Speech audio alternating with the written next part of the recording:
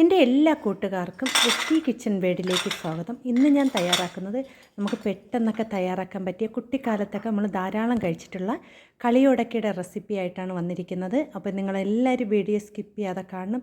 ഇഷ്ടപ്പെടുകയാണെങ്കിൽ S kitchen വേഡിനെ എല്ലാവരും ഒന്ന് സപ്പോർട്ട് ചെയ്യണേ. ഇത് തയ്യാറാക്കാൻ വേണ്ടി ഞാൻ ഇവിടെ ഒരു പാത്രത്തിലേക്ക് 1.5 കപ്പ് അളവിൽ അരിപ്പൊടി എടുത്തിട്ടുണ്ട്. നമ്മൾ ഇടിയപ്പവും പത്തിരിയൊക്കെ തയ്യാറാക്കുന്ന മാവാണ് എടുത്തിരിക്കുന്നത്. ഞാൻ ഇവിടെ ഈ ഒരു ബൗളിൻ്റെ അളവിനാണ് എടുത്തിരിക്കുന്നത്. അടുത്ത് ഞാൻ ഇവിടെ ഒരു മിക്സിയുടെ ജാർ എടുത്തിട്ടുണ്ട്. ആ ഒരു ബൗളിൻ്റെ അളവിലും തന്നെ 3/4 കപ്പ് തേങ്ങ ചിരകിയതെടുക്കാം. അപ്പോൾ 1.5 കപ്പ് അളവ് അരിപ്പൊടിക്ക് 3/4 കപ്പ് തേങ്ങ ചിരകിയത് ഞാൻ ഇവിടെ എടുത്തിട്ടുണ്ട്. ഇനി ഇതിലേക്ക് ഒരു 7-8 ചെറിയ ഉള്ളി ചേർത്ത് കൊടുക്കാം. അപ്പോൾ ഞാൻ അതും കൂടി ഇതിലേക്ക് ചേർത്ത് കൊടുക്കുകയാണ്. അടുത്ത് ഇതിലേക്ക് വേണ്ടത് 1/2 സ്പൂൺ അളവിൽ ജീരകമാണ്, ചെറിയ ജീരകമാണ് ഞാൻ ഇവിടെ എടുത്തിരിക്കുന്നത്. അതും കൂടി ഇതിലേക്ക് ചേർത്ത് കൊടുക്കാം. ഇനി ഇതിനെ ഒന്ന് ചതച്ചെടുത്തുകൊണ്ട് വരാം. നല്ലതായിട്ടൊന്ന് പൊടിയായിട്ടൊന്ന് ചതച്ചെടുത്തുകൊണ്ട് വരാം കേട്ടോ. അപ്പോൾ ഞാൻ അതവിടെ തേങ്ങ നല്ലതുപോലെ ചതച്ചെടുത്തിട്ടുണ്ട്. ഈ ഒരു പരുവത്തിൽ വേണം എടുക്കാൻ. ഇനി നമുക്ക് എടുത്തു വച്ചിരിക്കുന്ന മാവിലേക്ക് ആവശ്യത്തിന് ഉപ്പ് ചേർത്ത് കൊടുക്കാം. അതൊന്ന് നല്ലതുപോലെ ഒന്ന് മിക്സ് ചെയ്തതിന് ശേഷം നമ്മൾ നേരത്തെ ചതച്ച് വെച്ചിരിക്കുന്ന ആ തേങ്ങ അത് ഇതിലേക്ക് ചേർത്ത് കൊടുക്കാം കേട്ടോ. അപ്പം ഞാനതവിടെ തേങ്ങ ഇതിലെല്ലാം ചേർത്ത് കൊടുത്തിട്ടുണ്ട്. ഇനി ആ ഒരു സ്പൂൺ കൊണ്ട് തന്നെ നല്ലതുപോലെ ഒന്ന് മിക്സ് ചെയ്യുക. അതിനുശേഷം നമുക്ക് കൈ കൊണ്ട് ആ ഒരു മാവും ആ തേങ്ങയും എല്ലാം കൂടി നല്ലതുപോലെ ഒന്ന് മിക്സ് ചെയ്തെടുക്കണം.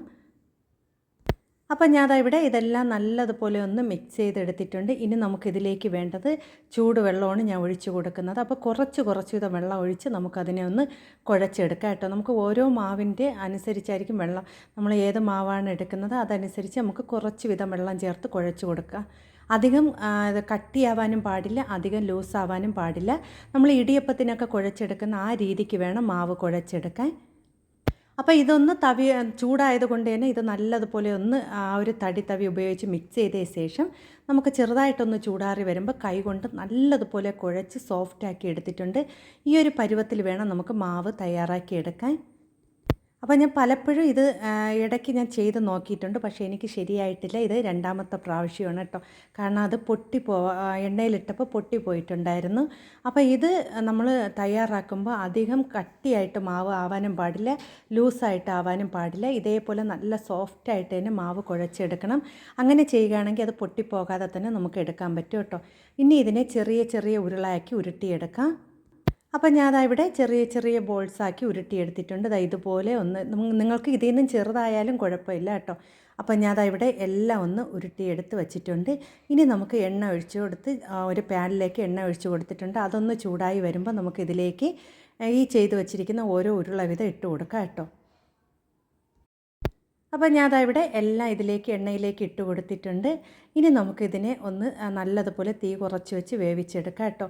നല്ലതുപോലെ ഫ്രൈ ആയി കിട്ടണം. ഞാൻ ഇത് മൂടി വെച്ചത് ചിലപ്പം നമുക്കറിയാൻ പറ്റില്ലല്ലോ, ഇത് പൊട്ടിത്തെറിക്കോ എന്ന് അറിയാൻ പറ്റില്ല, അതുകൊണ്ടാണ്. പക്ഷേ ഒന്നും തന്നെ പൊട്ടിത്തെറിച്ചില്ല. നല്ലതുപോലെ വെന്ത് കിട്ടിയിട്ടുണ്ട്. അപ്പോൾ തിരിച്ച് മറിച്ചിട്ട് നല്ലതുപോലെ ഒന്ന് ഫ്രൈ ചെയ്തെടുക്കാം കേട്ടോ. നല്ല ക്രിസ്പി ആയിട്ട് വരുന്നത് വരെ ഒന്ന് ഫ്രൈ ചെയ്തെടുക്കണം. അങ്ങനെ നല്ല സ്വാദിഷ്ടമായ വളരെ പെട്ടെന്ന് തയ്യാറാക്കാൻ പറ്റിയ കളിയോടൊക്കെ ഇവിടെ തയ്യാറായിട്ടുണ്ട്. അപ്പോൾ ഞാൻ കുട്ടിക്കാലത്തൊക്കെ കുറേ കഴിച്ചിട്ടുണ്ടെങ്കിൽ ഇപ്പോൾ ഇതുപോലെ തയ്യാറാക്കി കഴിക്കാറില്ല കേട്ടോ. ഒരിക്കൽ തയ്യാറാക്കിയപ്പോൾ അതൊക്കെ നല്ലതുപോലെ പൊട്ടിത്തെറിച്ചൊക്കെ പോയി. അപ്പോൾ ഇന്ന് ഞാൻ ഒരു വീഡിയോ കണ്ടാണ് ചെയ്തത് കേട്ടോ. അപ്പോൾ നല്ലതായിട്ട് ശരിയായിട്ടുണ്ട്. അപ്പോൾ നിങ്ങളെല്ലാവരും ഇത് ചെയ്ത് നോക്കണം. നല്ല ടേസ്റ്റാണ്. നമുക്ക് കട്ടൻ ചായക്കൊപ്പമൊക്കെ കഴിക്കാൻ പറ്റിയ നല്ലൊരു സ്നാക്സാണ്. അപ്പോൾ എല്ലാവരും ഒരിക്കലെങ്കിലും തയ്യാറാക്കി നോക്കണം. വീഡിയോ ഇഷ്ടപ്പെടുകയാണെങ്കിൽ എസ് കിച്ചൺ വേഡിനെ എല്ലാവരും ഒന്ന് സപ്പോർട്ട് ചെയ്യണേ.